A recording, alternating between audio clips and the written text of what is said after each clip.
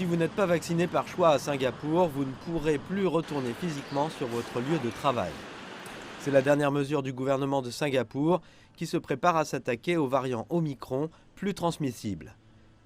Jamie Wong est cofondatrice et coach principal de l'Ignite Tennis Academy et fait partie des 48 000 travailleurs qui ont choisi de ne pas recevoir le vaccin contre la Covid-19.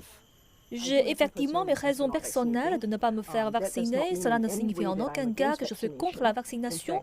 En fait, je pense que surtout la génération plus âgée devrait se faire vacciner.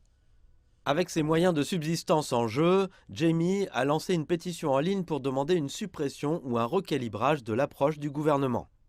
Mon point de vue personnel est que je ne suis pas sûre qu'une mesure générale visant à imposer dans tous les secteurs et à tous les âges des mesures de distanciation sociale différenciées en fonction du statut vaccinal soit vraiment nécessaire. Et encore une fois, est-il vraiment raisonnable de priver quelqu'un de son gagne-pain ? Avec 87% de la population de Singapour entièrement vaccinée, Jamie s'interroge également sur la nécessité de renforcer les mesures à ce stade.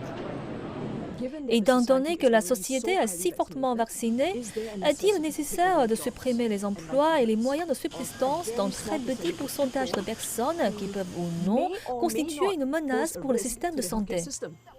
Le secrétaire parlementaire à la santé, Rahayu Marzam, s'est adressé à des personnes comme Jamie ainsi qu'aux députés de l'opposition en disant que les 2/3 des lits de réanimation étaient occupés par des personnes non vaccinées. Bien qu'ils ne représentent qu'une faible proportion de la population, ils absorbent une quantité disproportionnée de ressources médicales et alourdissent la charge de travail des hôpitaux. Ces dernières restrictions font partie d'une série de mesures liées au vaccin que la ville-État a déployées au cours des derniers mois et qui incluent des restrictions d'entrée dans les centres commerciaux et la prise de repas à l'intérieur des restaurants. Bien que les vaccinations soient toujours volontaires, il devient de plus en plus difficile pour les personnes non vaccinées de mener une vie normale à Singapour.